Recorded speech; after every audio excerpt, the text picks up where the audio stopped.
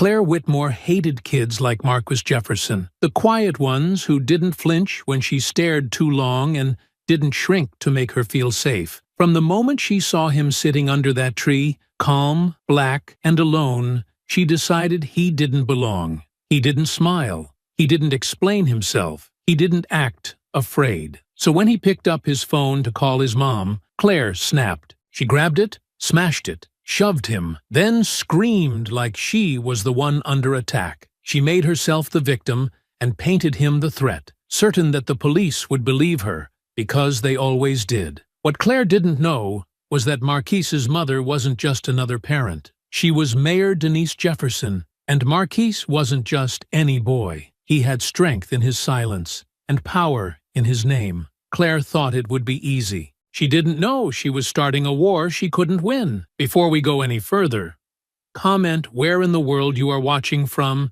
and make sure to subscribe, because tomorrow's story is one you don't want to miss. Sunlight filtered gently through the tangled branches of the old willow tree, casting playful patterns of shade across Marquis Jefferson's sketchbook. It was his favorite spot in the city park, a quiet, hidden corner where the outside world seemed to pause, offering him rare moments of peace. Marquis, just 13 but wise beyond his years, sat cross-legged on the soft grass, leaning comfortably against the ancient tree trunk as he alternated between reading a worn science fiction novel and sketching imaginative worlds of his own creation. His dark eyes sparkled with curiosity and quiet determination behind thick-framed glasses, and though slender and soft-spoken, there was a thoughtful strength in the way he moved and observed his surroundings. Marquis had learned early how important it was to notice things,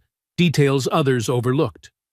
Growing up taught him the importance of awareness, caution, and understanding the deeper currents running beneath the surface of their community. In the distance, beyond the peaceful hum of cicadas and the faint laughter of children playing, Marquis could occasionally make out the clipped tones of heated conversations, drifting from the direction of the community center. His mother was there, navigating yet another delicate discussion about the city's mounting tensions.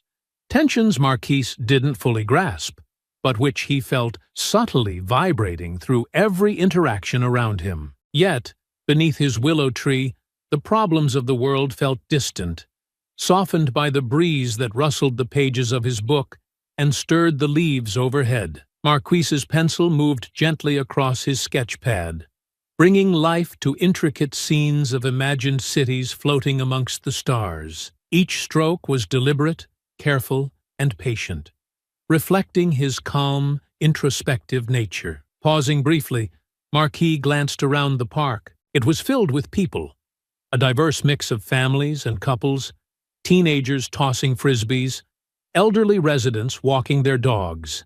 Yet, despite the peaceful setting, Marquis knew not everyone viewed one another with equal warmth or trust. He had overheard his mother's late-night phone calls, glimpsed the strained expressions at city meetings, and had begun to understand that beneath the city's pleasant surface lay layers of complexity and tension waiting to erupt. His gaze shifted subtly, drawn inexplicably toward a woman standing near a cluster of benches. She seemed oddly out of place, stiffly observing the area, her eyes narrowed and her posture rigid. Marquis noted her blonde hair pulled tightly back, the pale blue sweater that seemed too heavy for the mild afternoon weather, and the way she appeared to scrutinize him from afar. He felt a strange unease ripple softly within him, but quickly dismissed it, returning his attention to the comforting routine of sketching. Yet, even as he focused once more on his drawing, Marquis couldn't entirely shake off the lingering sense of discomfort. It wasn't the first time he'd felt this subtle scrutiny, these small moments of suspicion or judgment, but as always, he pushed it gently aside, trusting the comforting permanence of his willow tree to keep the world safely at bay. He checked his watch, a gift from his mother, reminding him she was never far away, and smiled quietly. She'd be finished soon, and they'd head home together, sharing stories of their day. Marquis took a deep breath, inhaling the fresh scent of grass and earth, and lost himself again in the tranquility of imagination, completely unaware of the storm gathering silently, watching him closely from across the park. A breeze passed through the branches overhead, stirring the willow leaves like a quiet warning. Marquis remained immersed in his sketch pad, drawing smooth arcs that shaped a futuristic skyline beneath twin suns, unaware that just yards away, a woman had begun to fix her gaze on him with growing intensity. Claire Whitmore stood near a row of neatly painted benches, arms crossed over her pale blue sweater, her mouth pressed into a thin, uncertain line. Her eyes followed Marquis like she was watching for sudden movement, her posture alert in the way of someone who had already made up her mind. To a casual observer, she might have looked concerned, but her eyes, too sharp, too narrow, betrayed something colder. She stepped forward. "Hi there," she said with a tight smile, pausing a few feet from where Marquis sat. "You okay, sweetheart? You waiting for someone?" Marquis glanced up, caught off guard, but not alarmed. He closed his sketchbook gently, giving a polite nod. "Yes, ma'am. Just waiting for my mom." Claire tilted her head, studying him like he had spoken in code. She looked around deliberately, as if expecting someone else to emerge from behind the trees. "You come here often?" Marquis hesitated. "Sometimes," he replied. "It's a quiet spot. I like to draw." Claire stepped a little closer, eyes scanning the grass, the path, the bushes behind him. "You're not with any of those boys, are you? The ones hanging around near the street earlier?" Marquis frowned slightly, confused. "No, ma'am. I came here by myself." She nodded slowly, then took another step in. "You sure? Just seems odd, you sitting here by yourself. You're not scouting, are you?" "Scouting?" Marquis echoed, eyebrows raised. She pressed on, lowering her voice but leaning in. "You know, for a gang, they send young ones ahead sometimes to watch. Pick out targets. I'm just drawing," Marquis said, still calm, but now shrinking slightly in his seat, unsure where this was going. "I was reading too. That's all." Claire folded her arms again, glancing around as if waiting for someone to confirm her suspicion. "You got a phone?" Marquis reached into his hoodie pocket and pulled it out slowly, showing it in his open palm. "That's a nice one," she said, her tone tight. "Bet it wasn't cheap. Did your mom give you that? Or did you find it somewhere?" Marquis's heart picked up a beat. "My mom gave it to me," he said softly, holding it tighter. Claire's voice began to rise, loud enough now that a woman walking her dog across the field turned her head. "I don't mean to sound rude," Claire said, louder than necessary, "but it's important to be vigilant. You never know these days. Kids, especially boys like you, sometimes get mixed up in the wrong things." Marquis sat frozen, unsure what to say, eyes darting as more heads began to turn. Claire was no longer pretending. She looked down at him like he had already done something wrong. "I think I'm going to call someone," she said sharply, pulling her phone from her purse with shaking hands, though her voice now carried the self-assuredness of someone who wanted to be seen doing the right thing, just to be safe. "We can't have anything happen to the kids around here. Not with someone like you lurking under trees." Marquis stood up slowly, trying to explain himself again, but Claire was already dialing, already backing up, her voice rising with theatrical urgency. "He's acting suspicious. I asked him a few simple questions, and now he's getting defensive.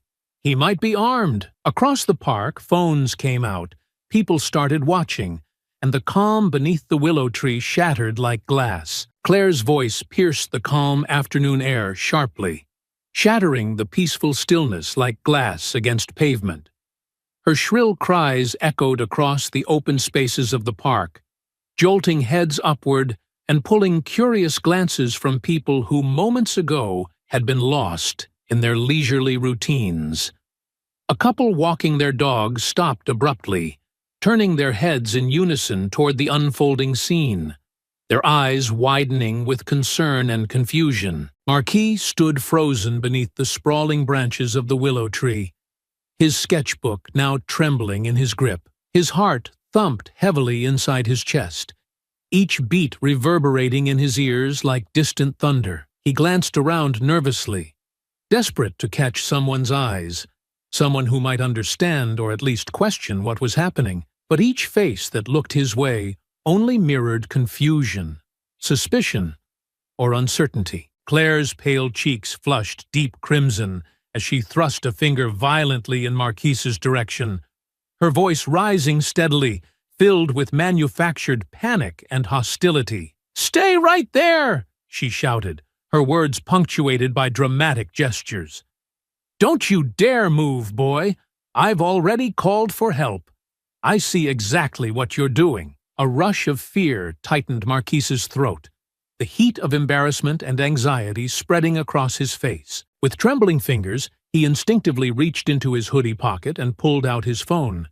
Desperate now to contact his mother, she was nearby, and surely she could help him navigate whatever madness had overtaken this woman. His breath quickened, short and shallow, as he fumbled to unlock the device. Claire's eyes flicked toward the phone in his hand, widening in dramatic horror. Without warning, she lunged toward Marquis with shocking speed, her hand grasping and clawing at his wrist with vicious determination. Marquis instinctively recoiled, trying to protect his phone, but her fingers caught hold of it, violently tearing it from his grip.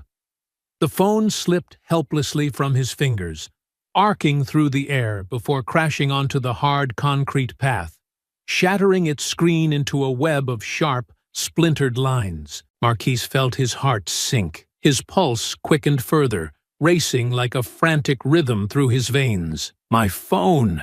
he shouted, voice cracking with genuine distress. Without thinking, he reached forward to retrieve it, hoping it might still function.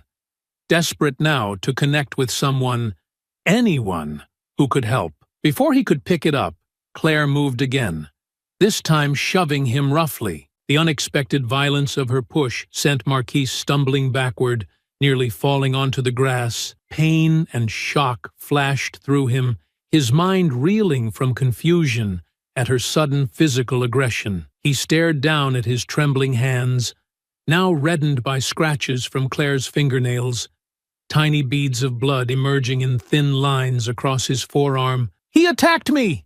Claire screamed at the top of her lungs, recoiling theatrically and clasping her hands over her heart. She staggered backward dramatically, feigning breathlessness as if she had barely survived a terrifying assault. "Someone, please help! He tried to take my phone. He threatened me. I think he has a weapon." Gasps rippled audibly through the rapidly gathering crowd. Strangers drew nearer, forming an increasingly tight circle around Marquis and Claire. Marquis spun slowly in place, panic rising like bile in his throat as he saw the multitude of cell phones pointed directly at him, capturing every second of this nightmare unfolding. "No," Marquis protested weakly, his voice shaking. I didn't do anything. She took my phone. She pushed me first." But Claire's hysterical accusations drowned out his quiet pleas. She fell dramatically to her knees on the sidewalk, sobbing loudly, her shoulders shaking violently with each staged breath. "He said he'd hurt me," she cried out, voice raw with well-practiced distress. "He's dangerous. I saw him watching the children earlier. Oh my God, someone stop him, please!" Marquis felt the suffocating weight of the gathered stares, his heart hammering frantically against his ribs. No one stepped forward to defend him, though a few faces seemed conflicted, torn between suspicion and doubt. He took a cautious step backward, eyes wide and glassy with genuine fear. He wanted desperately to disappear beneath the shade of the willow, to vanish from sight entirely and escape the rising storm around him. A young man holding a camera phone murmured quietly to his companion, his voice audible enough to pierce Marquis's growing dread. "Do you think he's armed? Should we step in?" Someone else responded uncertainly, "I don't know. She seems pretty sure. Maybe it's best we stay back. Cops are already coming." Marquis's shoulders slumped, feeling completely alone despite the thickening crowd. He glanced desperately toward the edges of the park, searching for any sign of his mother's familiar figure, praying silently that she would appear and put an end to this nightmare. But Claire's performance was relentless. "I thought he was going to kill me," she wailed, her voice trembling convincingly. She pointed again at Marquise with a shaking finger, her eyes wide with exaggerated terror. "Check his pockets. He could have a knife. He was hiding there, watching, waiting for a target. He could have grabbed someone's kid." Each accusation stabbed Marquise deeper than Claire's nails ever could, the cruel words tearing at something more fragile and vulnerable within him. His throat tightened painfully, the stinging burn of tears threatening to spill down his cheeks. He felt the weight of injustice pressing down on him like a crushing tide. In the distance, a faint but growing sound pierced through the chaos, the unmistakable wail of sirens approaching rapidly. Marquise's breath hitched sharply, his pulse quickening yet again. He knew the situation was spiraling further out of his control. He clenched his fists, fighting to steady his trembling legs beneath him, bracing himself as the wailing grew louder. Claire's cries continued unabated, echoing with calculated intensity. Marquise could only stand, helpless beneath the unforgiving glare of dozens of strangers recording him. Their eyes, filled with doubt and suspicion, seemed to accuse him without ever speaking a single word. As the first glimpse of flashing lights became visible through the trees, Marquis felt trapped, lost beneath the sprawling branches of the willow tree, once his sanctuary, now the silent witness to the terrifying injustice unfolding before his eyes. The shrill wail of police sirens sliced through the murmuring crowd, bringing an immediate silence as everyone turned toward the flashing lights, rapidly approaching the edge of the park. Marquis stood frozen beneath the willow, heart hammering against his ribs, his legs trembling slightly as fear surged through him. The broken pieces of his phone lay scattered at his feet, a harsh reminder of his vulnerability. The ache in his arm from Claire's sharp fingernails felt raw beneath his sleeve. Two officers quickly exited the patrol car, stepping purposefully onto the grassy park.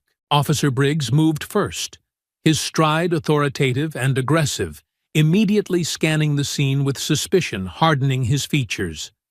His eyes landed squarely on Marquis, narrowing immediately in judgment. Behind him, Officer Langston followed more slowly, his movements cautious, his eyes darting around the scene with careful consideration. Something in his gaze lingered uncertainly, as if sensing the truth that lay hidden beneath the unfolding chaos. Briggs advanced toward Marquis without hesitation, his hand resting threateningly on the grip of his sidearm.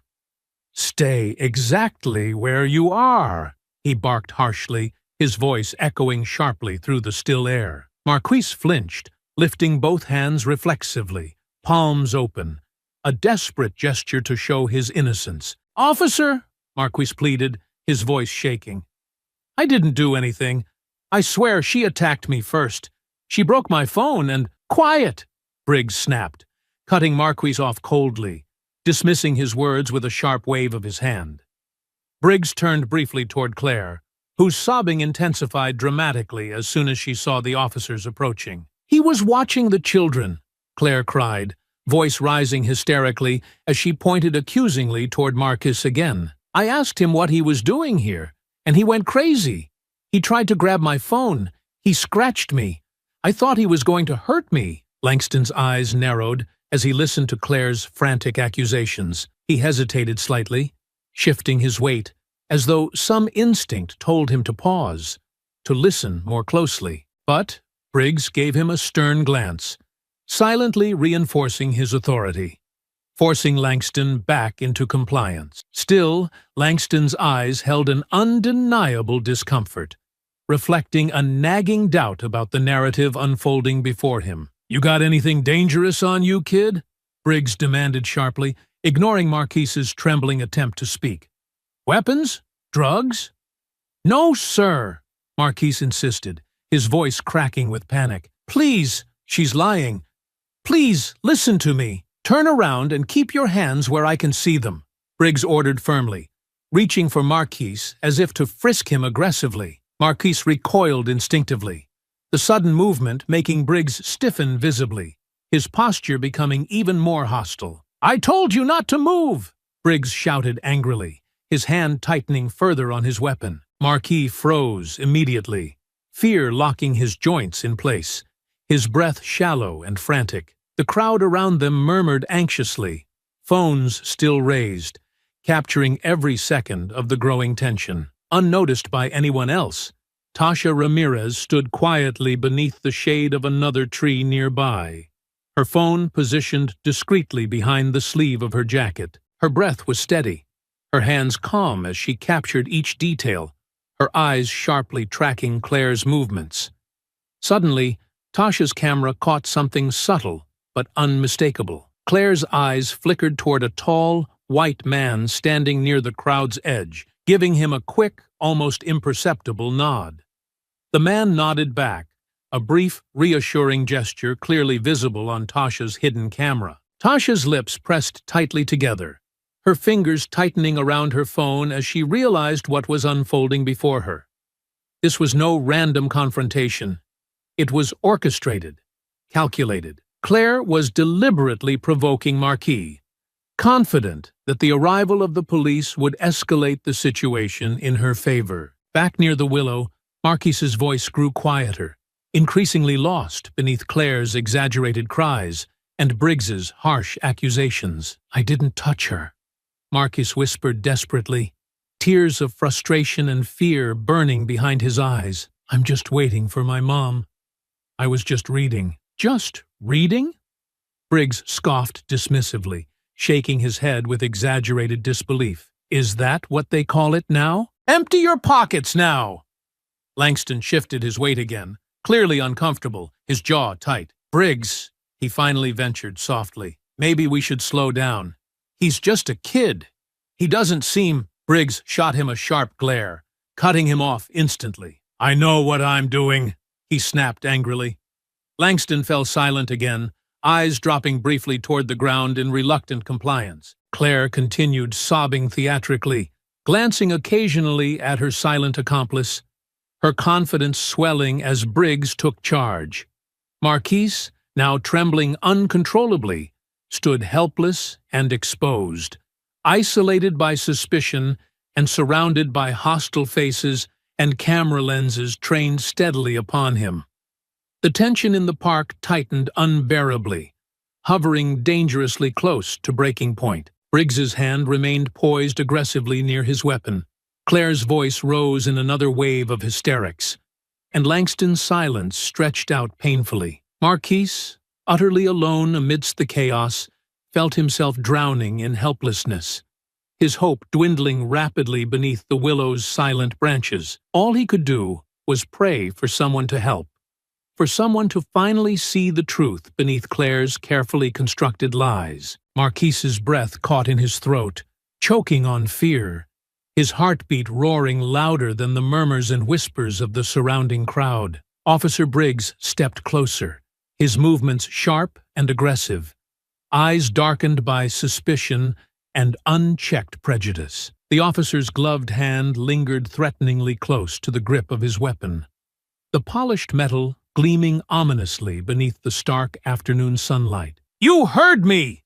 Briggs snapped impatiently, voice reverberating with authority as he took another intimidating step toward Marquise. "Empty your pockets, right now!" Marquise swallowed hard, eyes wide with panic, raising his trembling hands even higher. "I don't have anything," he pleaded desperately, his voice shaking under the crushing weight of fear. "Please, you have to listen to me. I didn't do anything wrong." The young boy's desperate appeals were quickly drowned out by Claire Whitmore's renewed theatrics. Claire pointed toward Marquis again, her eyes wide with performative panic, voice rising sharply above the uneasy crowd. "He's lying!" she shrieked dramatically, her words slicing through the tension. "He said he had something on him. I saw him reach into his pocket earlier. He's dangerous. He has a weapon." Murmurs intensified around the perimeter of the growing circle of onlookers. People's expressions ranged from horror to hesitant skepticism, yet still no one intervened. Phones continued filming from every angle, capturing the harrowing moment, each camera's lens silently complicit in the unfolding injustice. Briggs's gaze hardened further at Claire's renewed accusations, his posture growing visibly stiffer, fingers tightening almost imperceptibly around the grip of his firearm. "Kid, don't make this any harder," Briggs warned coldly, his tone edged with impatience and menace. "You're only making things worse for yourself." Marquise felt tears threaten to spill from his eyes, the burning humiliation and terror overwhelming him. He shook his head frantically, his words breaking into frightened fragments. "No, sir. Please, I swear. I didn't threaten her. She attacked me." Briggs scoffed derisively, clearly unmoved, stepping forward abruptly, his gloved hand now reaching out aggressively toward Marquis. "Enough games!" Briggs snarled harshly, preparing to forcibly grab Marquise's arm. "Hands behind your back! Right now!" At Briggs's sudden aggressive advance, the crowd gasped audibly, recoiling instinctively, their camera phones still silently recording every detail. Claire clasped her hands tightly together in front of her chest, feigning a look of terrified relief as Briggs moved decisively to detain the boy. Officer Langston stood slightly behind, his brow furrowed deeply, clearly torn and conflicted, yet still silent and unmoving. His jaw tightened, his posture tense with suppressed doubts. Langston's eyes flickered between Briggs's aggressive actions and Marquise's desperate expression, silently recognizing the wrongness unfolding before him. Yet the words remained stuck behind the cautious discipline ingrained from years in uniform. Marquise flinched sharply backward, instinctively trying to avoid Briggs's harsh grasp, his heart now hammering wildly against his ribs. "Please," Marquise begged hoarsely, his voice cracking helplessly. "You're making a mistake. I'm not armed.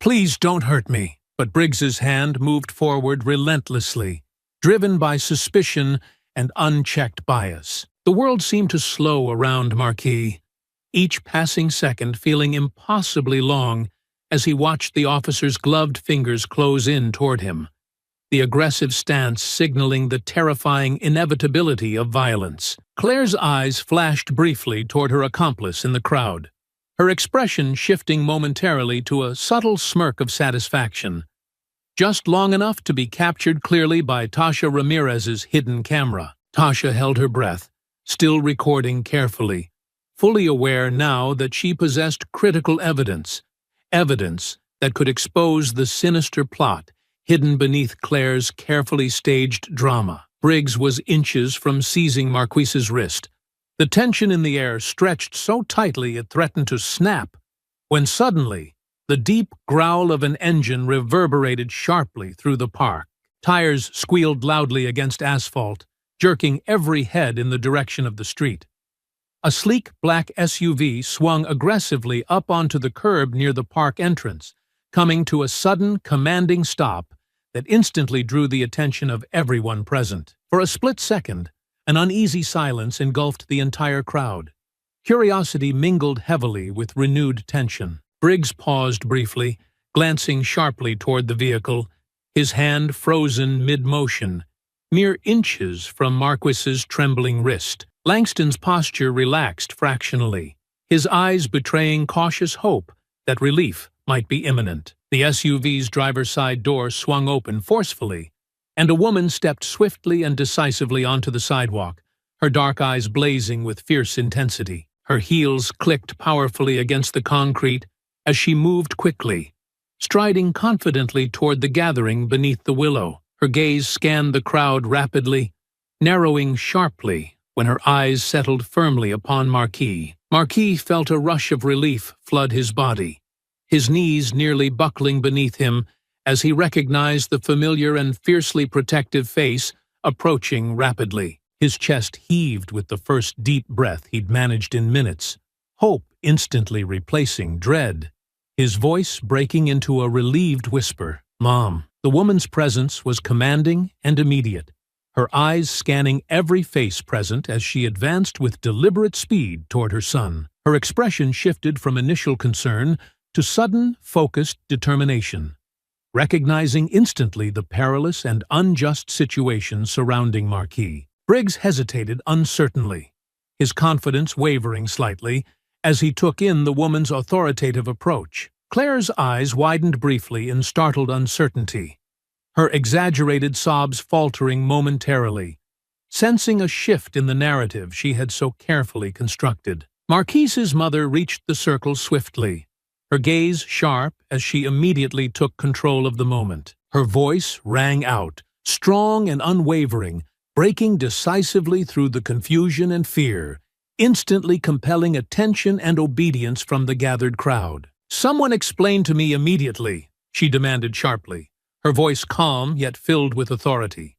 "Exactly what is going on here, and why you have your hand on my son." Her question echoed powerfully through the stillness, forcing Briggs to awkwardly retract his hand, the aggression quickly replaced by sudden uncertainty. Langston stepped forward slightly, eyes lowered respectfully, clearly relieved yet apprehensive. Claire, momentarily caught off guard, frantically resumed her tearful performance, though its effect had noticeably diminished beneath the commanding presence of Marquise's mother. The crowd watched eagerly, sensing an important shift was underway.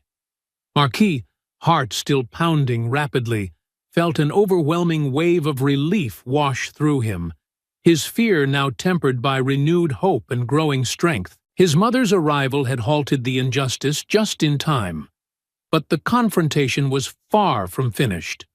The truth still needed to be told. The powerful silence lingered for just an instant, suspended heavily in the air, as Denise Jefferson, mayor of the city, stepped firmly into the center of the tense circle. Her sharp gaze swept immediately to Marquis, carefully assessing her son's frightened face and trembling hands, before moving swiftly toward Officer Briggs, her eyes blazing with controlled fury. "What exactly is happening here, officer?" she asked, her voice composed, yet carrying a steely resolve that demanded immediate respect. Her presence, authoritative and poised, instantly shifted the energy within the crowd, eyes now fixed on her commanding figure. Briggs stiffened visibly, his expression rapidly cycling through surprise, uncertainty, and finally a defensive indignation. He squared his shoulders defiantly, mustering whatever authority remained within him. "Ma'am, we received a report about a potential threat." "A threat?" Denise interjected sharply, stepping forward, placing herself protectively between Briggs and Marquis. "My son was quietly reading under a tree." "What possible threat could he pose?" Briggs cleared his throat loudly, refusing to concede. "Ma'am, this woman clearly reported an attempted assault. She said your son threatened her, possibly armed. He refused to comply." "Refused?" Denise cut in sharply, narrowing her eyes, voice resonating powerfully enough to silence Briggs mid-sentence. "Did he pose any visible danger to you or anyone else here? Was he actually armed?" Briggs faltered briefly, glancing around as if searching for support from the watching crowd, but found only silent, wary stares. "Well, we don't know yet," he stammered. "He seemed suspicious. He wouldn't cooperate. He's a 13-year-old child," Denise retorted firmly, her voice clear enough for everyone gathered to hear. "Yet you treated him as if he were already guilty. Explain to me exactly why you immediately believed an unsubstantiated claim without question." Briggs's face reddened beneath the scrutiny, anger flashing across his features. "With all due respect, ma'am, I acted according to procedure." "Procedure?" Denise snapped, anger flaring visibly now. "You mean profiling? Targeting a scared child based purely on someone else's accusations? You approached him aggressively, ready to draw your weapon on a child with a book in his hand." Briggs sputtered angrily, visibly flustered, attempting to justify his behavior. "Ma'am, I was doing my job." "Your job is to protect every citizen equally," Denise stated coldly, her eyes intense with unwavering authority. "Your actions here today suggest otherwise." Officer Langston shifted his weight uncomfortably, his eyes dropping to the ground, his face burning with evident shame. He clearly understood Denise's accusations were valid. He stepped forward slightly, voice soft and hesitant. "Mayor Jefferson, I had doubts myself," he admitted quietly. "I realize we escalated things prematurely." Denise turned sharply toward Langston, her expression softening slightly but still firmly assertive. "Then why didn't you speak up earlier, Officer Langston? Your silence allowed this situation to escalate dangerously." Langston swallowed hard, nodding solemnly, unable to meet her eyes. "You're right, Mayor Jefferson. I should have intervened. I failed you. And your son." Claire Whitmore, realizing her control of the narrative was slipping, stepped forward dramatically, her voice again loud, desperate to regain sympathy. "Mayor Jefferson, please, I was terrified. He tried to attack me. I'm the victim here. He was lurking around the children." Denise turned to Claire with a cold, steady gaze, cutting her off instantly with the sharp clarity of her voice. "Ms. Whitmore, can you explain exactly how my son, seated quietly beneath a willow tree, reading a book, posed a threat to you or any child?" Claire hesitated briefly, her voice faltering under Denise's unwavering scrutiny. I thought he was scouting. He was watching kids, acting suspicious." "Suspicious?" Denise echoed sharply, stepping even closer, pinning Claire under a merciless gaze. "Did he approach anyone? Speak threateningly to anyone? Or did you approach him first?" Claire stammered, the crowd's murmurs intensifying as Denise pressed firmly forward. "I was just concerned." "So concerned," Denise interrupted fiercely, "that you felt justified grabbing his phone, shattering it, and physically attacking him?" I was afraid," Claire stuttered defensively, eyes darting desperately, seeking sympathetic faces within the crowd, but finding only suspicion and doubt. "He made sudden movements. I thought he had a weapon." "Sudden movements?" Denise countered, her voice icy. "My son's only sudden movement was trying to retrieve the phone you violently snatched and broke. If anyone was violent, Ms. Whitmore, it was clearly you." Denise turned toward the crowd, her voice raising powerfully, addressing everyone who stood watching intently. "Do you all see clearly what just happened here? A child quietly reading, falsely accused and violently assaulted, nearly arrested simply for existing in a public park?" Silence followed her words, punctuated only by the nervous shifting of feet, shame and discomfort palpable among the gathered witnesses. Camera phones still pointed steadily toward Denise, capturing her powerful, righteous indignation, instantly reframing the narrative Claire had meticulously fabricated. Tasha Ramirez moved subtly forward from the edges of the crowd, lifting her phone higher, ensuring it clearly captured Claire's increasingly panicked expression. Tasha's eyes glittered with determination, aware of the significance of the footage she possessed, the hidden truth about Claire's deception. Denise turned back to Briggs,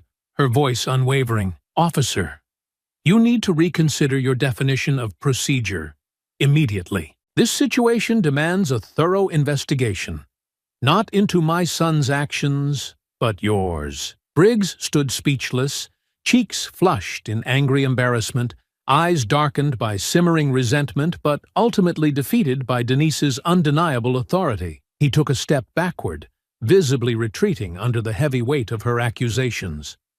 Langston, relieved yet still ashamed, nodded slowly, accepting responsibility. "We'll file a full report, Mayor Jefferson. I promise you, this will be properly addressed." Denise's gaze softened just slightly, appreciating Langston's sincerity. "See that it is, Officer Langston." And quickly, she turned finally to Marquise, gently placing a reassuring hand on his shoulder, comforting him instantly with the strength of her presence. Marquise felt overwhelming relief flood his heart, tears of exhaustion and gratitude burning behind his eyes. Denise raised her head, her voice loud and firm, resonating with power and conviction. "This community must understand clearly today. Injustice will never be tolerated, especially when directed toward our children. Every single one of us must commit to accountability." As Denise's words hung powerfully in the silence, Claire visibly shrank back, defeated. Officer Briggs stood motionless, jaw clenched tightly. The narrative had irrevocably shifted. The crowd now fully saw the truth beneath the willow's sheltering branches. The crowd remained still, utterly captivated by Denise Jefferson's firm declaration, every eye trained on her with a mixture of admiration, respect, and relief. A tangible shift had occurred. Authority had changed hands. Clarity had replaced confusion, and justice had begun to reclaim the narrative. Yet, beneath the powerful silence that followed Denise's words, tension lingered. Questions still hovered unanswered in the air. Shadows of uncertainty still clouded faces, awaiting a definitive revelation. From the edge of the gathered crowd, Tasha Ramirez felt her heart racing. Her fingers tightened around her phone, the screen warm from prolonged filming. She knew she held crucial evidence, a truth powerful enough to end Claire Whitmore's manipulation once and for all. Taking a deep breath, Tasha stepped resolutely forward, lifting her voice clearly above the murmuring onlookers. "Mayor Jefferson?" Tasha called out firmly, her voice drawing immediate attention as the crowd's heads turned curiously in her direction. Denise turned swiftly, eyebrows lifting in surprise but quickly composing herself, her gaze steady and expectant. "Yes?" Denise prompted gently, sensing the gravity behind Tasha's deliberate approach. "My name is Tasha Ramirez," she said clearly, stepping forward, steadying herself under the focused gaze of dozens of onlookers and cameras. "I was standing just over there. I saw what really happened. I filmed everything." An immediate hush swept over the crowd, all eyes widening, phones turning toward her, capturing every word. Claire visibly stiffened, her confident facade rapidly dissolving into barely hidden panic, eyes darting frantically toward her accomplice, whose face suddenly paled noticeably. Tasha raised her phone confidently, turning it outward for Denise and the crowd to see clearly. "This footage proves Marquis is innocent," she declared calmly, firmly holding everyone's attention. "It also proves that this woman deliberately provoked and attacked him, then lied to officers." Gasps rippled audibly across the gathering. Denise took a step closer, nodding encouragingly to Tasha, her expression attentive yet composed. "Please, show us clearly." Tasha pressed play, turning up the volume so the gathered crowd could easily hear. On the small screen, every moment of Claire's calculated manipulation unfolded vividly. Her cautious glance toward her accomplice, the subtle nod exchanged between them, the staged panic in her performance. The footage revealed Claire's carefully choreographed aggression, grabbing Marquise's phone, shoving him forcefully, attacking first, all undeniable, captured clearly. Claire's face turned ashen, her mouth opening and closing soundlessly, her eyes desperate, looking frantically around the circle of judgmental stares, searching for any shred of fading sympathy. Her accomplice subtly retreated into the shadows of the crowd, quietly slipping away, leaving Claire entirely isolated and exposed. Denise's eyes narrowed sharply, her voice icy as she addressed Claire directly. "Ms. Whitmore, would you care to explain this? This looks rather deliberate to me." Claire stumbled back slightly, her bravado entirely vanished, voice trembling. "That's not what... It's taken out of context." "Out of context?" Denise interrupted coldly. "This footage is crystal clear. Your intent was obvious. You orchestrated this to make an innocent child look dangerous. Why?" Claire shook her head frantically, now visibly shaking, her words dissolving into desperate fragments. "I was trying.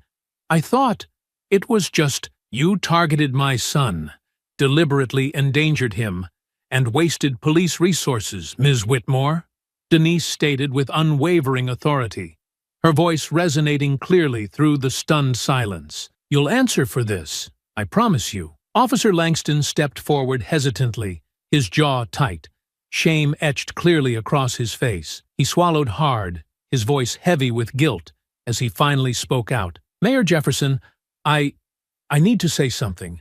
Officer Briggs, his behavior today..." It was excessive. I've had concerns about his aggressive approach for some time now. It's become a pattern. I regret not intervening sooner.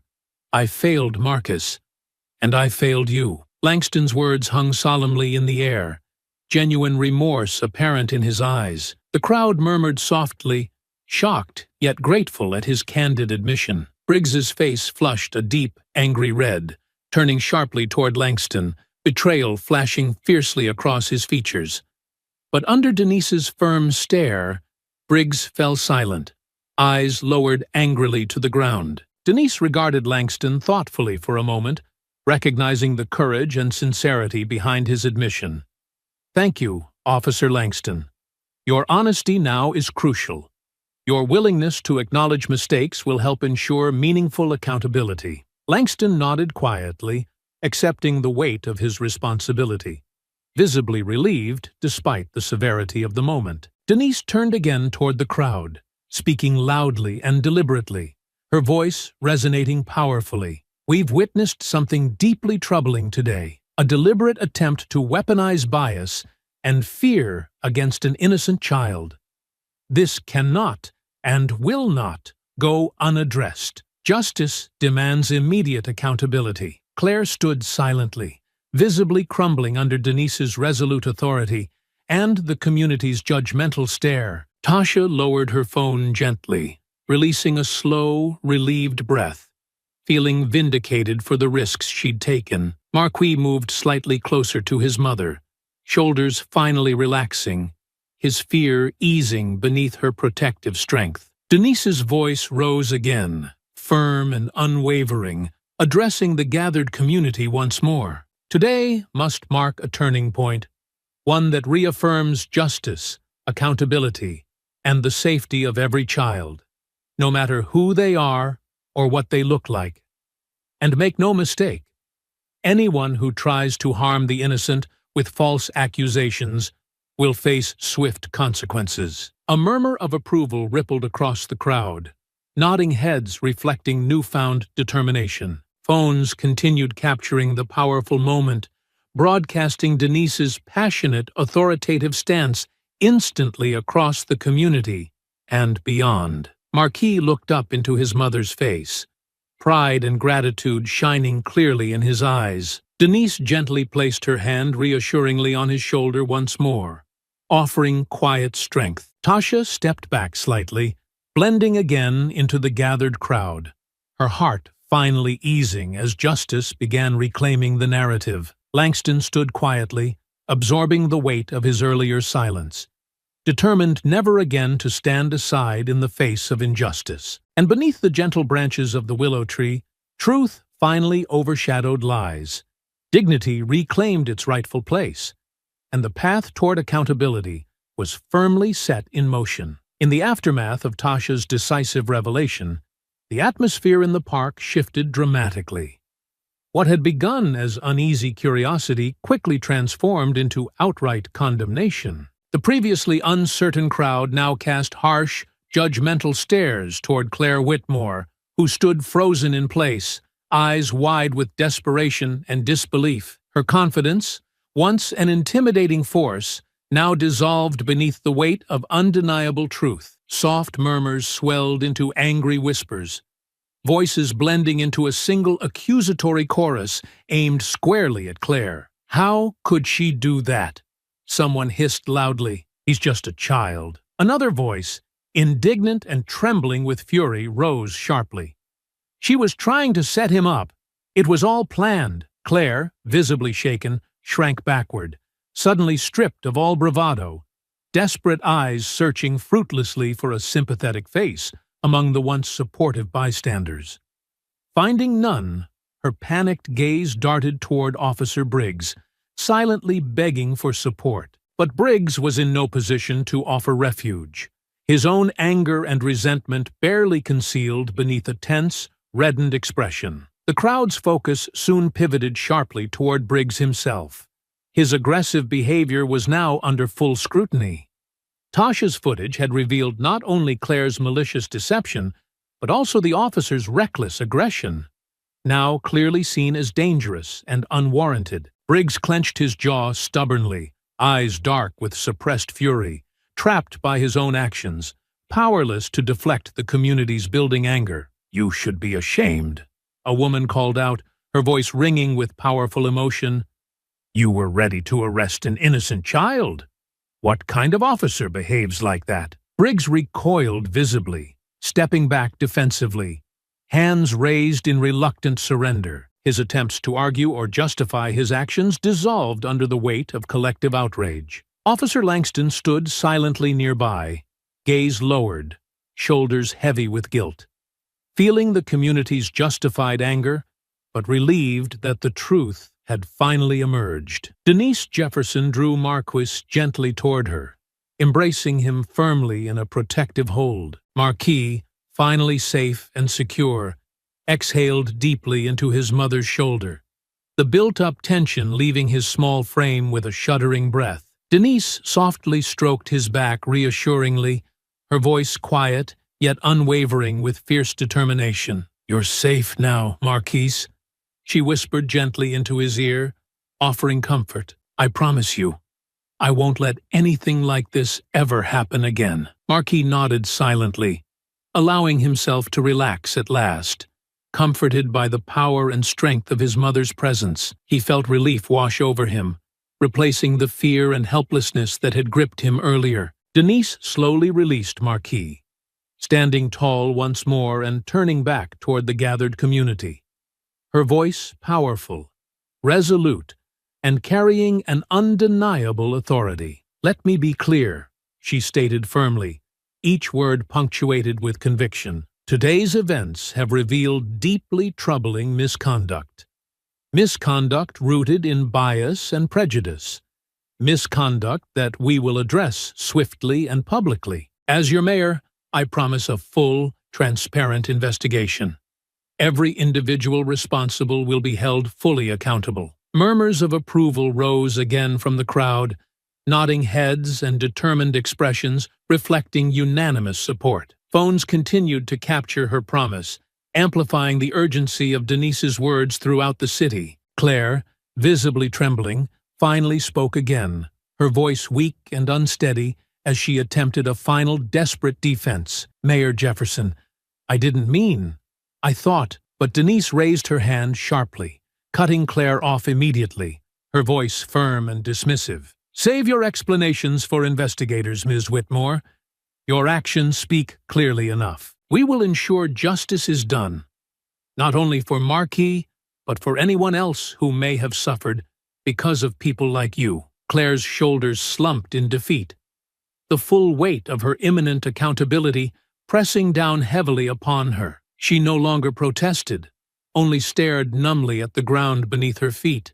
As realization fully settled in, her deception was irreversibly exposed. Denise turned again toward Officer Briggs, her gaze cold, piercing, and unwavering. "As for you, Officer Briggs, your behavior today is inexcusable.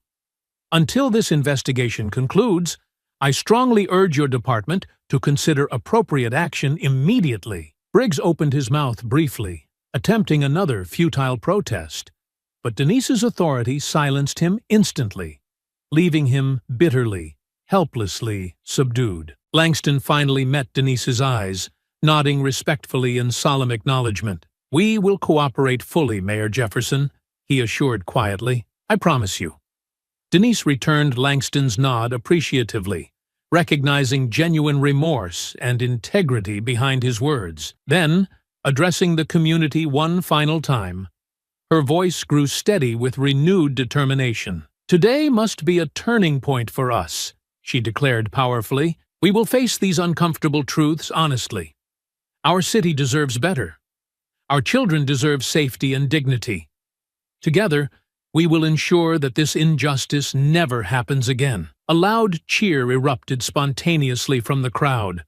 Applause mingled with determined voices affirming Denise's strong declaration. He smiled faintly, still shaken but deeply comforted by his mother's unwavering strength. Yet, amid the palpable relief and newfound unity, Denise remained unaware of something else. This park incident had already spread far beyond its initial boundaries. Unknown to everyone gathered, Tasha Ramirez's original footage, along with several other bystanders' recordings, had already begun trending online, rapidly shared across social media platforms. The city's outrage was about to spiral dramatically, transforming Marquise's experience from a single moment of injustice into a flashpoint, igniting widespread demands for systemic reform. As Denise confidently took Marquise's hand and began leading him gently toward their waiting SUV, she remained unaware of how swiftly this moment would evolve. Far beyond the park, beyond Claire Whitmore, and even beyond Officer Briggs himself, this incident, captured in vivid detail, had already ignited a broader, more profound reckoning. The mayor had set something powerful into motion, something that would transform the city itself. Within hours, the videos exploded across social media, spreading rapidly through thousands of shares and angry comments. Each clip revealed a new angle, offering further proof of the disturbing incident beneath the willow tree.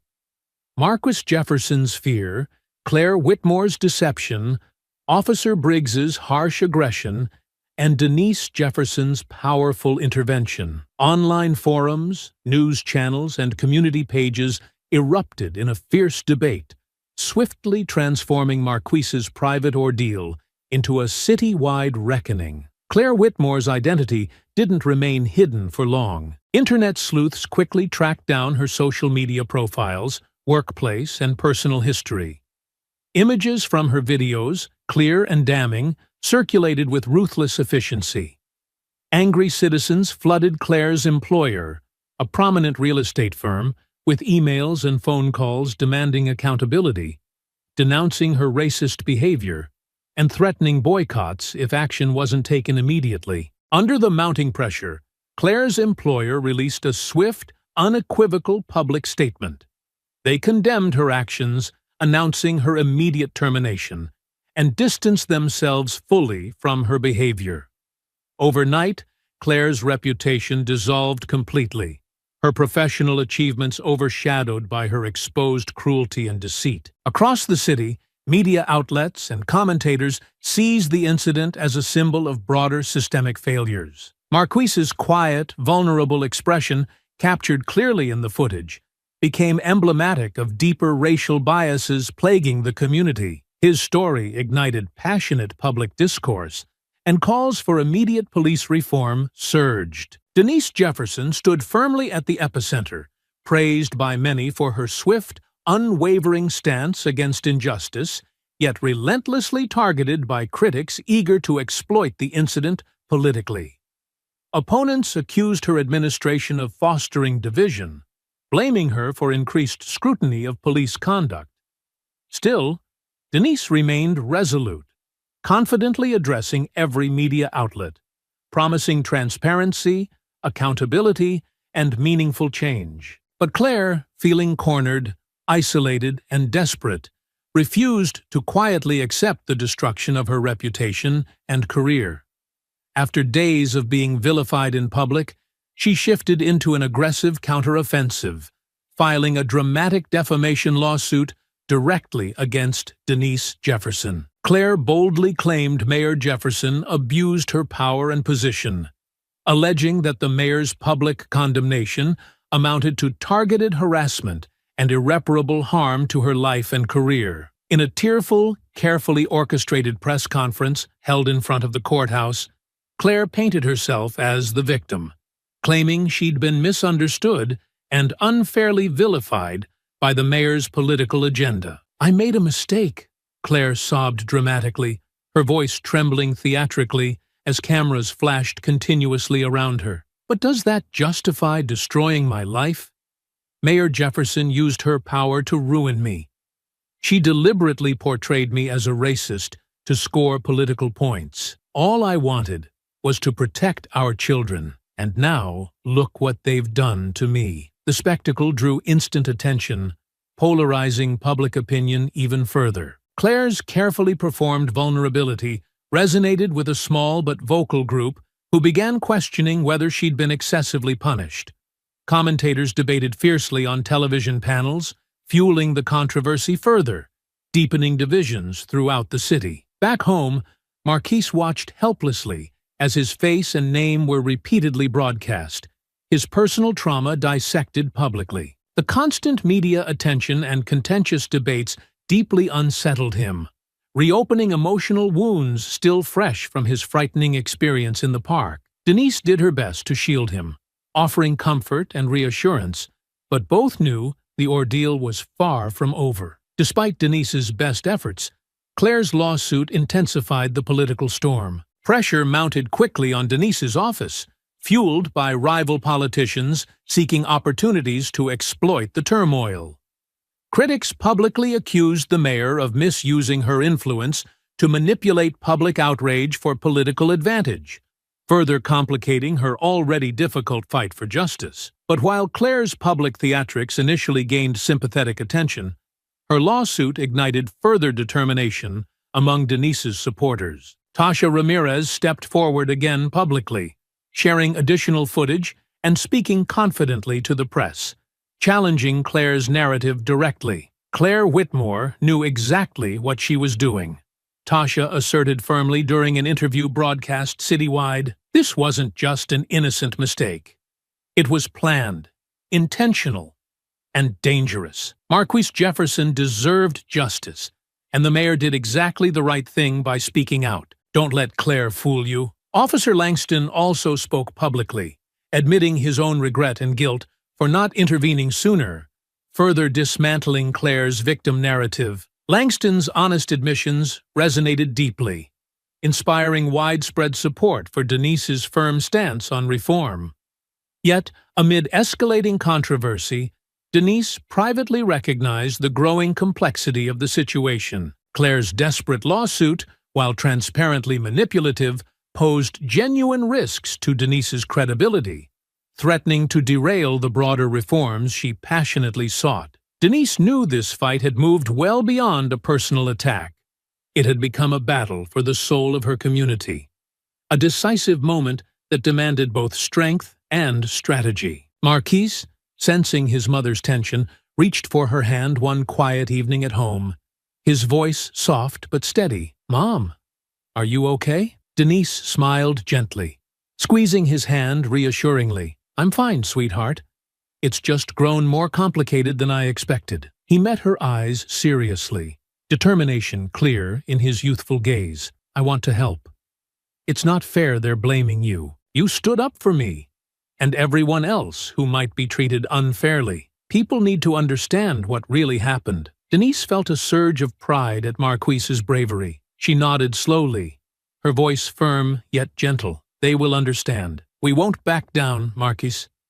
The truth always comes out. We'll get through this, together." Meanwhile, as public pressure continued mounting, City Hall buzzed with anticipation. Reporters swarmed the courthouse, awaiting official responses. Denise prepared meticulously with her legal team, determined to expose Claire's tactics once and for all, fully committed to defending not only her reputation, but also the broader principle at stake: justice itself. Yet even Denise was unaware of the powerful revelation soon to come. New evidence gathered quietly, set to decisively dismantle Claire's entire lawsuit and publicly expose her manipulation even further. This evidence would shatter Claire's false narrative once and for all, proving conclusively that the real threat to the community wasn't Marquis or Denise. It was Claire herself. Officer Langston sat alone in the dimly lit office at the precinct long after his shift ended, the soft glow from his computer screen casting weary shadows beneath his eyes. The station was quiet now, filled only with the hum of air conditioning and the distant clinking of keys as he delved deeper into Officer Briggs's internal records, driven by nagging doubt and quiet determination. Something about Briggs's explosive reaction that day had unsettled him deeply, awakening an instinct he could no longer ignore. As Langston clicked through the files, a troubling pattern quickly emerged. Hidden beneath mundane disciplinary reports and internal notes were quiet allegations repeatedly filed away without consequence. Langston's heart sank deeper with each entry. Multiple complaints from minority residents accusing Briggs of excessive force, unprovoked hostility during routine interactions, and racial profiling. Each complaint seemingly dismissed or buried beneath procedural red tape. One report, buried within the archives, detailed an incident involving a young Hispanic man, just 16 years old at the time, named Antonio Ramirez. Langston's breath quickened as he read carefully, recognizing the significance immediately. The report accused Briggs of aggressively detaining Antonio without clear cause, injuring him severely enough to require medical attention. Yet, despite evidence clearly pointing toward Briggs's wrongdoing, the case was inexplicably closed, categorized vaguely as insufficient evidence.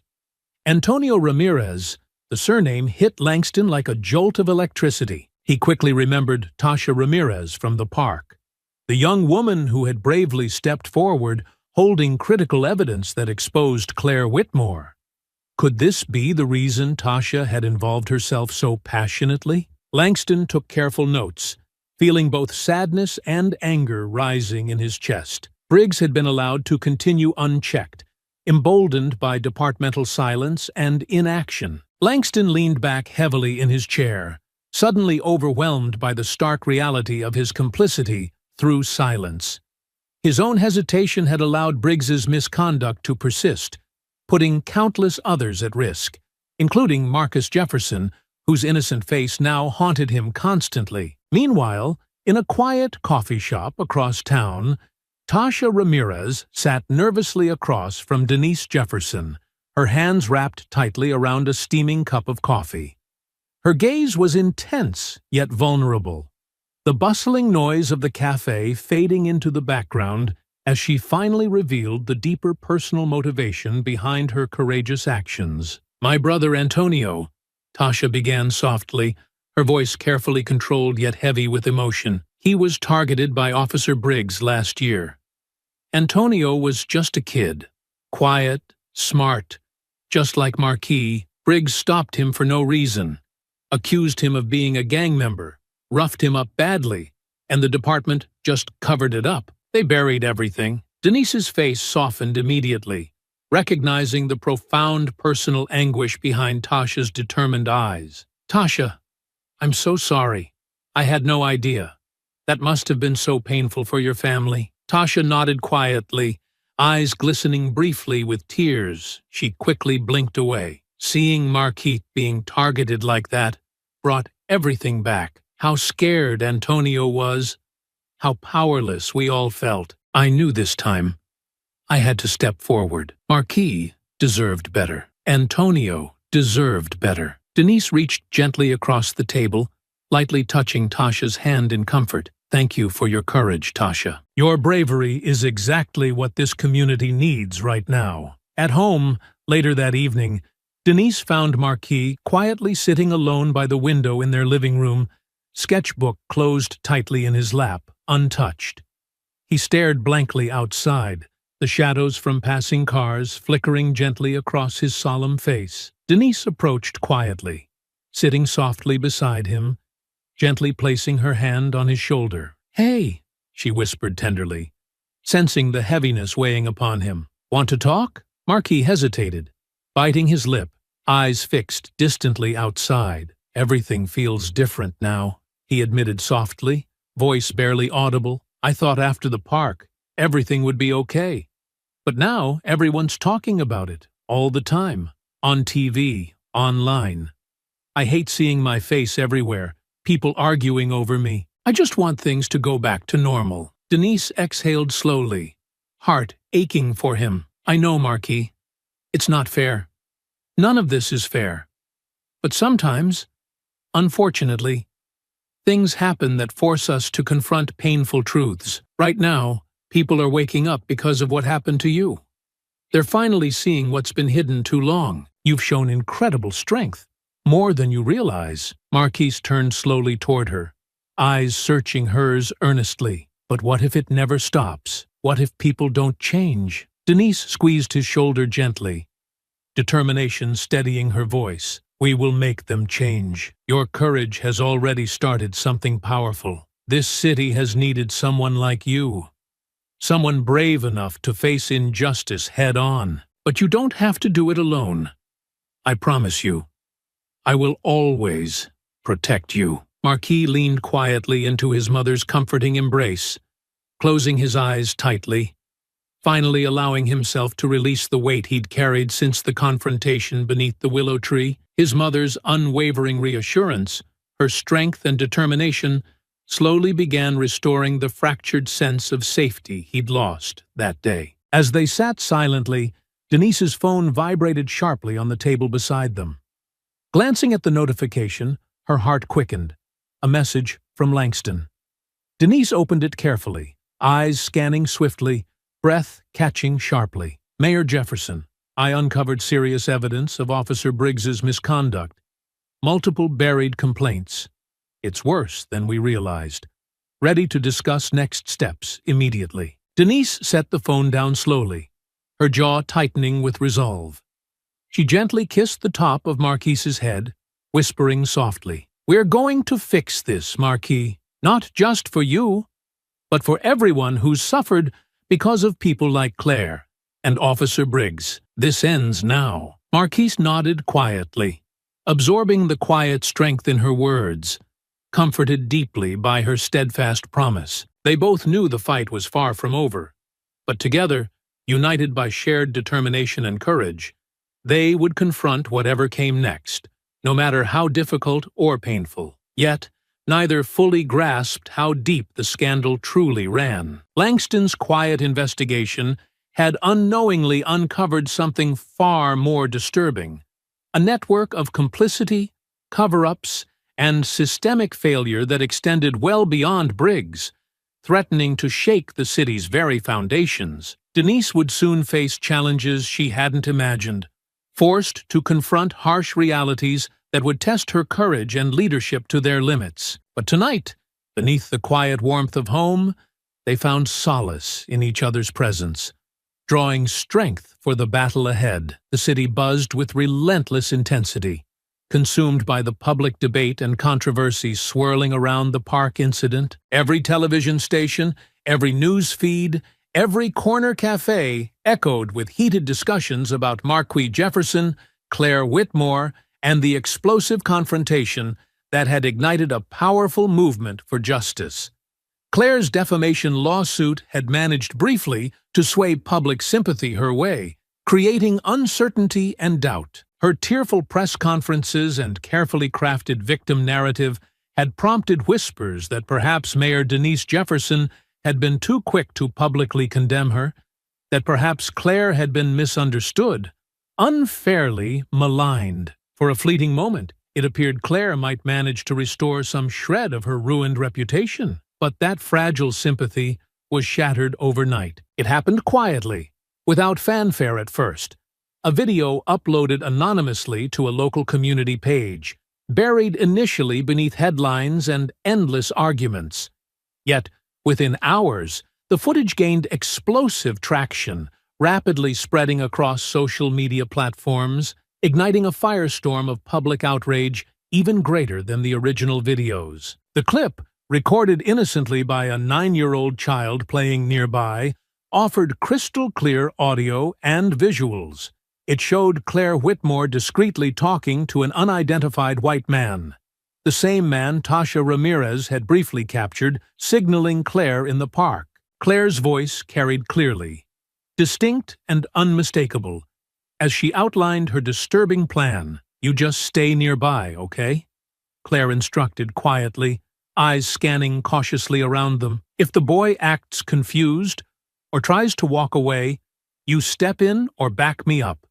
We need him to look aggressive. If this works, we can finally make people see these kids for what they really are." The video's revelation was staggering, undeniable proof of Claire's calculated intentions, premeditated, malicious, and undeniably racist. Social media erupted with fury, and within hours, Claire's remaining support evaporated completely, replaced by unanimous condemnation. The footage quickly reached the courthouse where Claire's defamation lawsuit hearings were ongoing.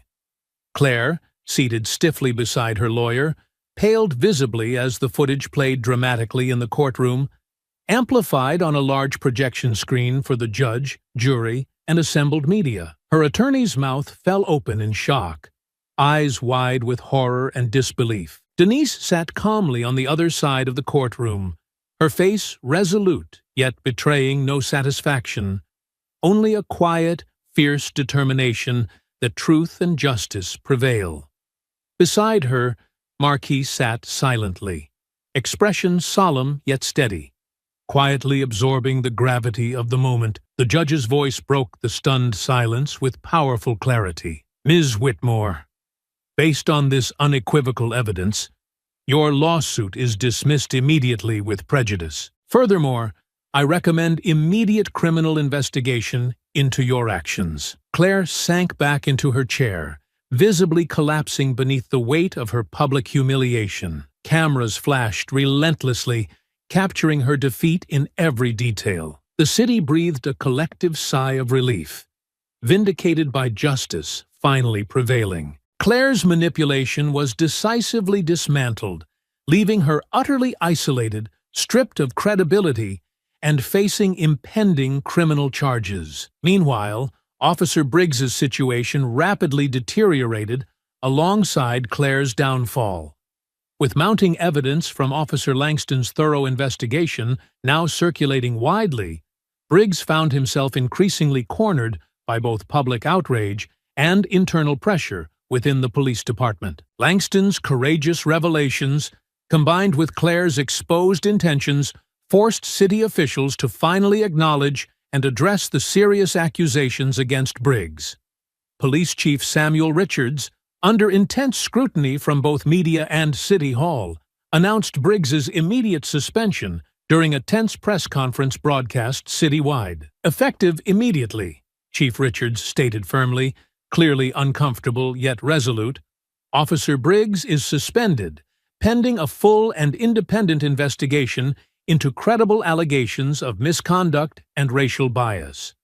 We will not tolerate any behavior that undermines trust between our community and law enforcement." Langston watched the announcement unfold from his desk, feeling a profound sense of relief and sadness. He knew Briggs's suspension represented not just accountability for one officer's actions, but a desperately needed step toward broader reform within the department itself.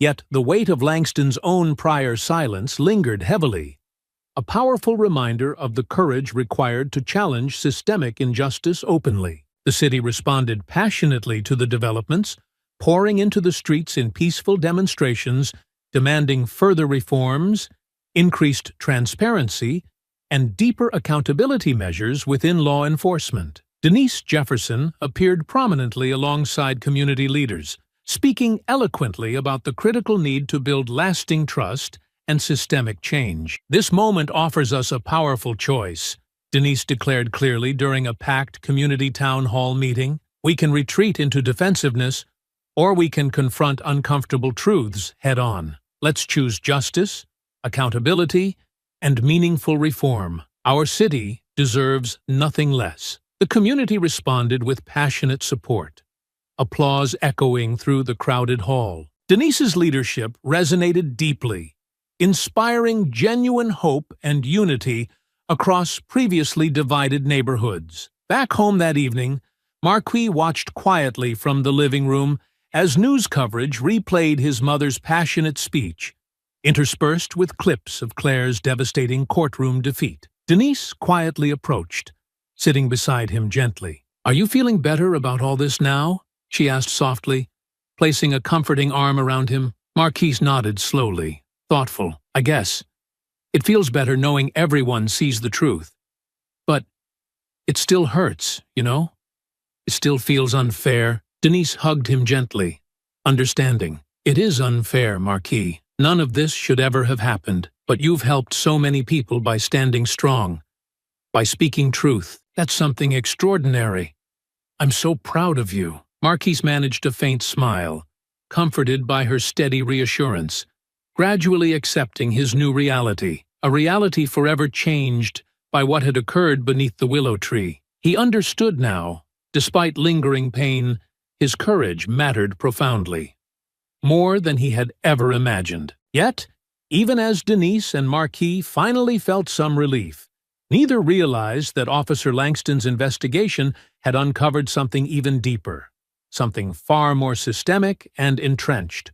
Records indicating the police department's pattern of deliberate suppression of similar complaints stretching back years. This hidden evidence was waiting quietly, poised to detonate publicly, thrusting Denise into a new, even more difficult battle against entrenched corruption and political resistance. This explosive discovery would demand even greater courage and strength from Denise and Marquis, challenging them profoundly, but ultimately presenting an unprecedented opportunity to dismantle systemic bias, root out corruption, and reshape their city's future in ways previously unimaginable.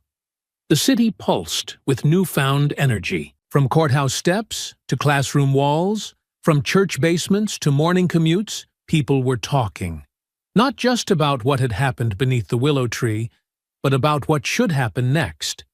With Claire's manipulation exposed, Officer Briggs suspended, and the defamation lawsuit reduced to dust, a space had opened, one that Denise Jefferson refused to waste. She moved swiftly. Within a week, Mayor Jefferson's office announced a sweeping policy initiative focused on dismantling systemic bias in law enforcement and rebuilding community trust. It was called the Community Integrity and Equity Plan, and it targeted every level of the city's justice infrastructure, from the language used in training manuals to the structure of community police engagement. It wasn't just symbolic, it was bold, detailed, and unapologetically ambitious. Mandatory anti-bias education would be required not only for law enforcement, but also for emergency dispatchers, city contractors, and public school staff. A new division within the mayor's office would be created to oversee civilian oversight panels and handle complaint escalations independently. For the first time in the city's history, youth representatives would have seats at monthly community safety forums. And perhaps most significantly, the city would launch a comprehensive audit of past misconduct complaints that had been closed without resolution, including every file tied to Officer Briggs and his unit. The announcement was met with immediate applause from advocacy groups and community coalitions, many of whom had been fighting for reforms for years with little movement. But it also sparked resistance. Several city council members, primarily from more conservative districts, voiced concern over anti-police sentiment and accused Denise of pushing through reactionary policies. Denise didn't flinch. She released a public statement the next morning. This is not a reaction, it is a reckoning. And reckoning is long overdue. But while Denise navigated the political battlefield with the precision of a seasoned leader back home, the weight of it all still settled heavily around Marquis. He had returned to school, but nothing felt the same. Teachers looked at him with overly careful eyes. Classmates whispered too softly or stared too long. His name had become a symbol, and that symbol had swallowed the quiet kid who just wanted to draw futuristic cities and read in the shade of a willow tree. One afternoon, Denise found him sitting silently at the kitchen table, sketch pad untouched, pencil unmoving between his fingers. "You've barely drawn in days," she said softly. Marcus didn't look up. "Everyone wants me to say something. At school, online. They want me to talk about what happened. They keep saying I should speak at the next city hall meeting." "And you don't want to?" she asked gently, taking the seat beside him. "I don't know," he admitted. "It's not just about me anymore. People are using my name in arguments I don't even understand. Some kids at school said, 'I'm just your son,' and that's why people care." Denise's expression softened. "Marquis, people don't care because you're my son. They care because they saw what happened to you. They saw how wrong it was. But what they need, what they really need, is to see who you are." He looked up at her, unsure. She smiled, brushing her hand gently across his knuckles. "You have something they don't, Marquis. You have truth, and you have the courage to tell it. The next evening, Marcus stood behind a closed door inside City Hall, fidgeting with the cuff of his hoodie, heart pounding in his ears. The room beyond was packed. Television crews lined the walls. Council members, activists, clergy, officers, teachers, and students filled every seat. His name had been on the agenda for days now. Everyone was waiting. Denise squeezed his shoulder. You only need to say what's true for you. That's more than enough. He stepped onto the podium slowly, unsure at first, eyes scanning the sea of strangers, flashes of cameras bright in his peripheral vision. The microphone seemed impossibly large. His palms were slick. But then, just near the back row, he saw Tasha. She gave him a nod, and beside her, Officer Langston, his expression quiet, respectful, and honest. Then his mother, seated front and center, hands clasped, face full of pride and patience. And Marquise began, My name is Marquis Jefferson. I'm 13. I like drawing cities that don't exist yet. Cities where everyone's safe, and no one thinks you're dangerous, just for sitting under a tree. The room stilled. Not a cough, not a whisper. I didn't want to be here. I didn't ask for any of this. I was just waiting for my mom. But someone looked at me and decided I was a threat. And when I tried to say I wasn't, no one listened. They believed her, not me. He paused, swallowing hard. Denise held her breath. But what scares me more than that day in the park is thinking about the kids who won't have cameras around. The kids who will get blamed for things they didn't do, and no one will find out the truth. I don't want to be famous. I just want things to be fair. He looked toward the panel now, his voice steadier. I think if we're brave enough to see what's broken, we should be brave enough to fix it. A hush lingered for a long moment. Then came a slow ripple of applause, followed by a surge. Council members stood. People clapped hard, some with tears in their eyes. One by one, members of the crowd rose to their feet. By the time Marquis stepped down from the podium, the entire room was on its feet, applauding.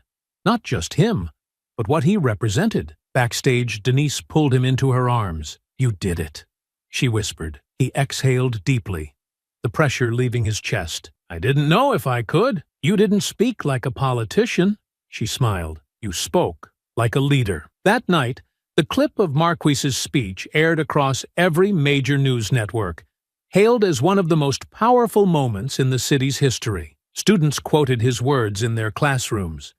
Protest signs bore his name beside phrases like "fix what's broken" and "fairness for every child." Even longtime critics of Denise Jefferson admitted the tide had changed. The city, once fractured by suspicion and fear, began to turn toward something new, something honest. Conversations happened that hadn't been possible before. Neighbors crossed fences.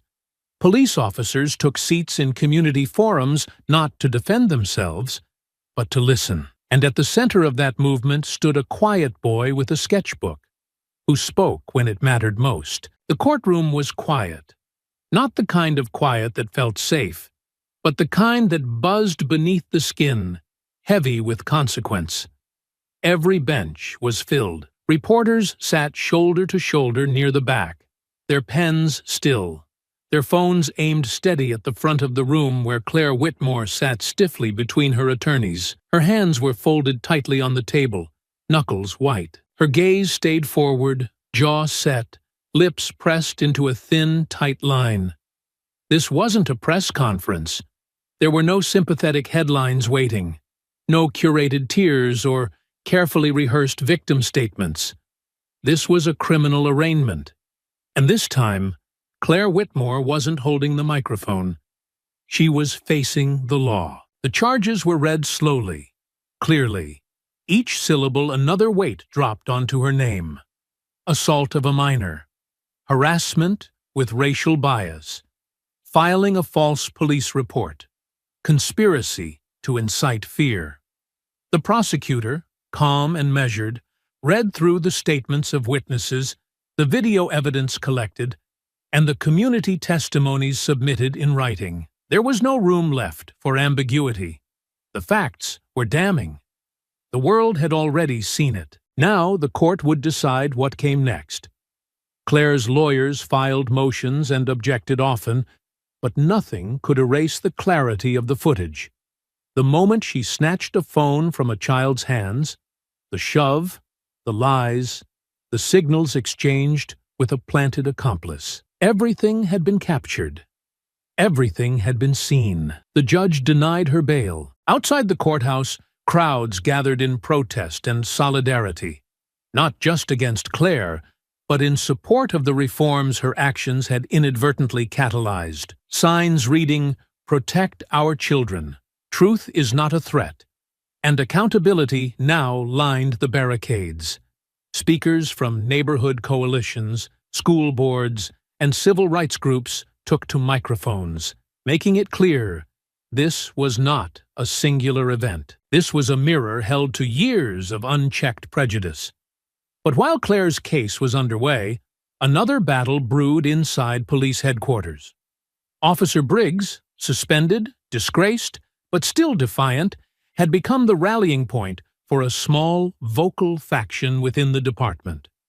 These were officers who saw the suspension as a political move, who resented the mayor's reforms, who feared their old methods were being scrutinized. Inside closed rooms, they strategized, lobbied internal affairs, and quietly passed around statements painting Briggs as the real victim. The disciplinary hearing convened under tight security, with a review panel assembled from internal affairs, legal experts, and civilian oversight members. Briggs entered the chamber with his chin lifted, flanked by his union attorney and several members of his old precinct. He refused to show remorse. He claimed he followed protocol, that he responded to a citizen's concern, that he feared for his safety, that the child was non-compliant, that the mayor used the incident to further a political agenda. It was the same story, just retold in sharper suits and sterile phrases. But this time, there was more than public anger on the other side of the table. There was evidence. Langston testified first, detailing what he witnessed at the park that day, followed by his own internal investigation into Briggs's history of biased behavior and excessive force complaints. The reports Langston submitted revealed a pattern: cases where people of color had been disproportionately stopped, questioned, and treated with hostility by Briggs.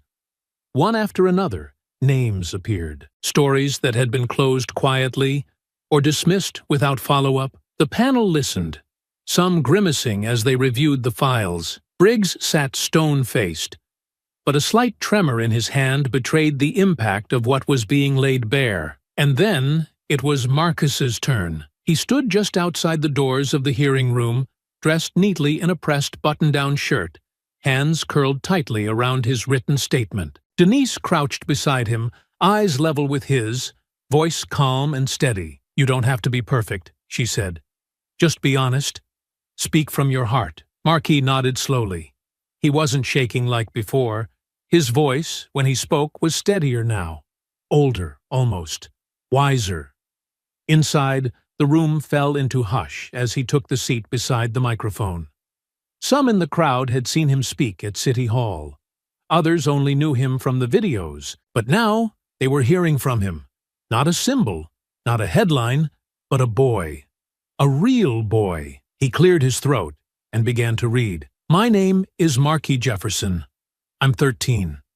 The day I met Officer Briggs, I was sitting under a tree reading a book and sketching while I waited for my mom.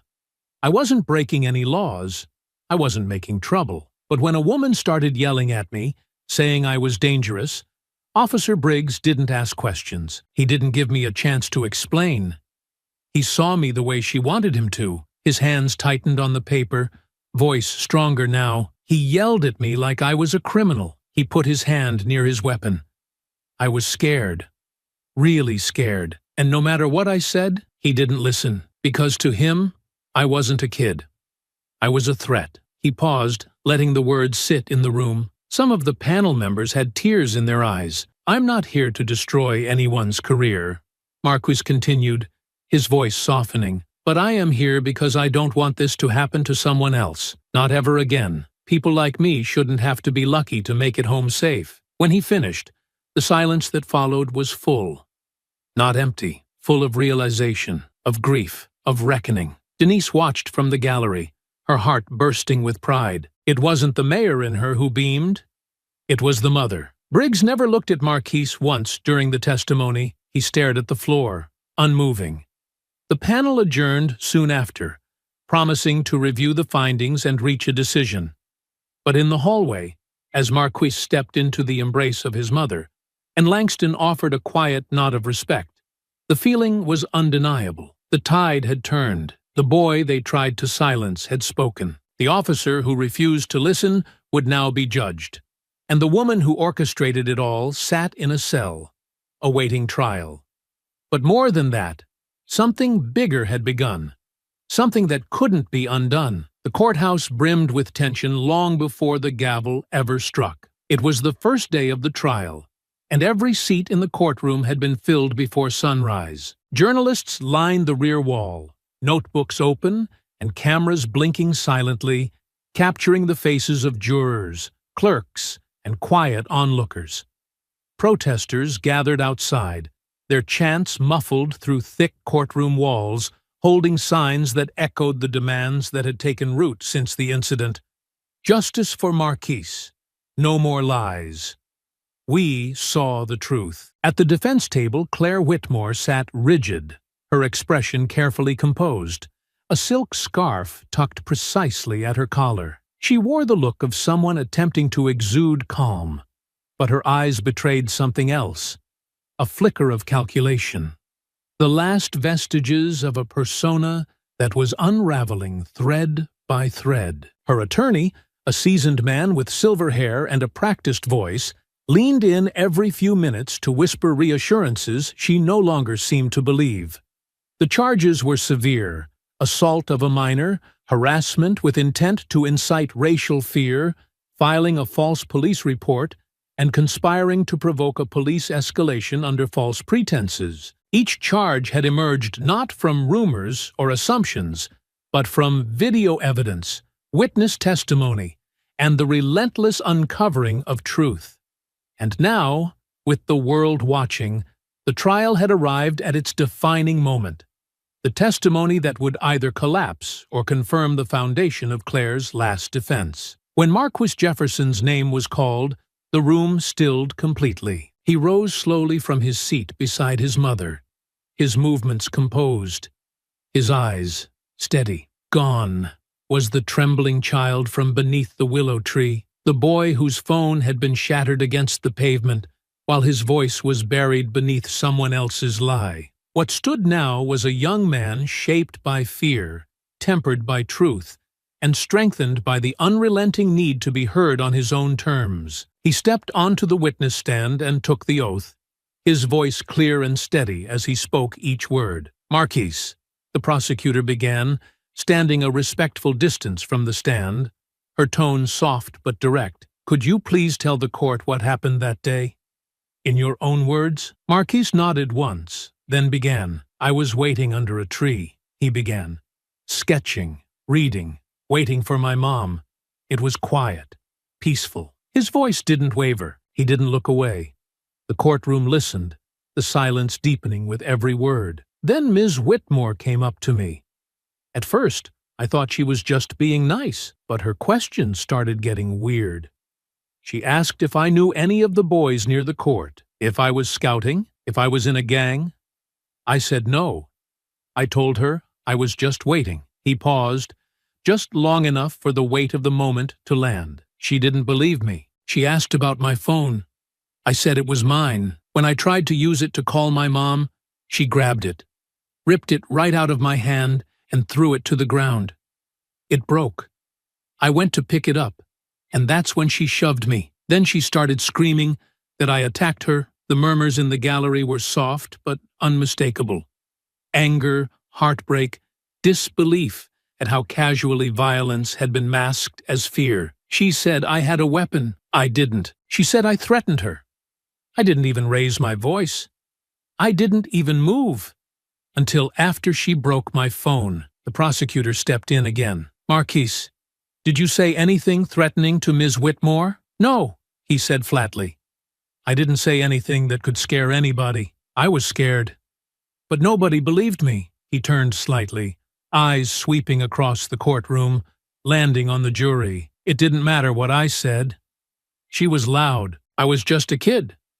Everyone listened to her. He stepped down slowly.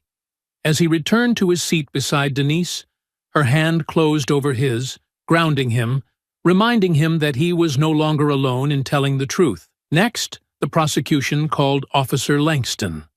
Langston stood and walked to the front with a solemnity that carried the weight of quiet regret. Dressed in his full uniform, badge polished, he moved with purpose, his expression stripped of defense.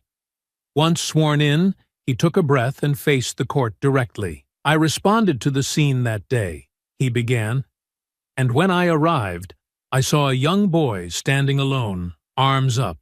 He wasn't moving. He looked scared. Officer Briggs was already there, aggressive, shouting commands, escalating. Did you feel that was necessary? Langston hesitated. No, but I didn't say anything. I told myself I needed more time to assess, but in truth, I was afraid of speaking up. He exhaled, and I was wrong. Langston explained how, after the incident, he began combing through Officer Briggs's personnel file, how he discovered a pattern of behavior, complaints that had never been investigated, claims from other young men, Black and Latino boys, who had described nearly identical encounters. Their reports had been buried, labeled as lacking evidence, forgotten by the very system meant to protect them. The system didn't just fail Marcus, Langston said, voice heavy. It failed all of them, and I failed them too, by staying quiet. When it was Claire's turn to take the stand, she walked slowly, draping herself in the same fragility that had once shielded her. Her eyes misted, her hands trembling lightly as she held a tissue to her cheek. Her lawyer stood beside her, voice measured. Ms. Whitmore, can you explain what was going through your mind that day? Claire sniffled softly. I was scared. I saw someone acting suspicious. I didn't know what he might do. I panicked. You had no intention of harming the boy? I only wanted to protect the children in the park. I panicked. You had no intention of harming the boy? I only wanted to protect the children in the park. I was wrong, but I didn't mean to hurt anyone. I've been through so much since then. I've lost everything. The prosecutor approached slowly. Ms. Whitmore, do you recognize this footage? The screen behind the bench came to life. On it, clear as day, Claire stood near a park bench, whispering to a tall white man. You just stay nearby, her voice said crisply. If he looks nervous or tries to walk away, step in. We need him to look threatening. That's the only way this works. When the video ended, Claire didn't speak. Her mouth opened, then closed again. Her eyes flicked from the judge to the jury to her attorney. The prosecutor turned. So, Ms. Whitmore, still scared? Claire lowered her gaze. She didn't answer. And in that stillness, in that room filled with truth and reckoning, the court no longer needed to guess who the victim was. The lies had finally reached their end. The verdict came down just after noon on a Monday, the kind of day that felt ordinary in every other part of the city. Buses groaned down their usual routes, coffee shops steamed with morning orders, children ran through school hallways. But inside the courtroom, nothing about the moment was routine. The judge, having reviewed all evidence and testimony, delivered the decision with calm precision, though the weight of it carried across every row of the gallery. Claire Whitmore, once considered a well-regarded member of her neighborhood association, a woman who had once commanded rooms with her assertiveness and carefully polished persona, was found guilty on all counts. Her conviction included assault on a minor, filing a false police report, inciting public panic, and obstruction of justice. Each charge was tied directly to her intentional actions against Marquis Jefferson, and the sentence reflected the seriousness of her crimes. The judge's words were resolute. Ms. Whitmore, Your actions were not born of fear, but of calculation. You exploited public trust and racial bias to provoke a situation that could have ended in tragedy. This court cannot and will not minimize the danger you posed, nor the irreparable harm you attempted to cause. She was sentenced to 5 years in state prison, followed by a mandatory period of supervised probation. In addition to her sentence, Claire was barred from holding any public-facing role in any community organization and ordered to pay financial restitution to the Jefferson family for emotional and material damages, though no sum could ever truly compensate for what had nearly been taken. Outside the courthouse, the city exhaled, not in celebration, but in collective acknowledgement that, for once, justice had not been delayed or denied. Protest signs came down slowly. News vans pulled away.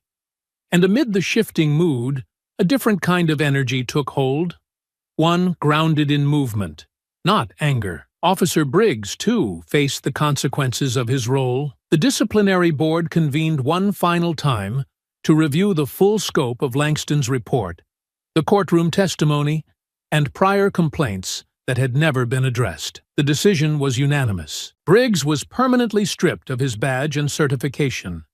An internal criminal referral was filed immediately, and he was formally charged with civil rights violations, falsifying reports, and dereliction of duty. The fallout inside the police department was seismic, not only because of his removal, but because of what it revealed. Decades of quiet compliance, a culture that had looked away for too long. In the days that followed, the walls of City Hall echoed with urgent discussion, not about whether reform was necessary, but about how swiftly it could be implemented. Mayor Denise Jefferson, having already launched the Community Integrity and Equity Plan, weeks earlier, now carried the public's full attention and momentum. What had once been considered politically risky was now undeniably urgent. Under her leadership, the City Council voted unanimously to adopt the Jefferson Reform Package into law. Its reach was wide. Mandatory bias training for all city employees, community advisory boards with real oversight power, the creation of an independent civilian review board with investigative authority, and the opening of a new youth advocacy office that would include student liaisons from every district. Schools, police precincts, and neighborhood centers began hosting listening forums. Conversations that had previously been avoided now happened openly, with shared accountability. Language changed. Structures changed. Slowly, but visibly, the city began to shift. Marquis, though still just 13, became something no one had expected, not even himself. He didn't seek out the spotlight. He never chased attention. But when he spoke, people listened, not because of what had happened to him, but because of how he chose to carry it. In the weeks following the trial, he was invited to join the new Youth Civic Council, representing not only his school, but also the many students across the city who had felt unseen. At first, he hesitated. He told his mother, one evening over dinner, that he wasn't sure if he was ready to be that voice all the time. Denise, gently sipping her tea across the table, looked at him and said, "You don't have to be everything to everyone. You just have to be yourself, and that will be more than enough." He joined. Marquise sat in front of panels and listened carefully. He gave thoughtful suggestions. He met with officers newly assigned to community programs and told them honestly what safety should feel like from the eyes of a black child in a city park. His sketchbook, once filled with imagined cities and science fiction skylines, began to take on new shapes. Town halls with glass walls, parks with open spaces, and benches facing each other.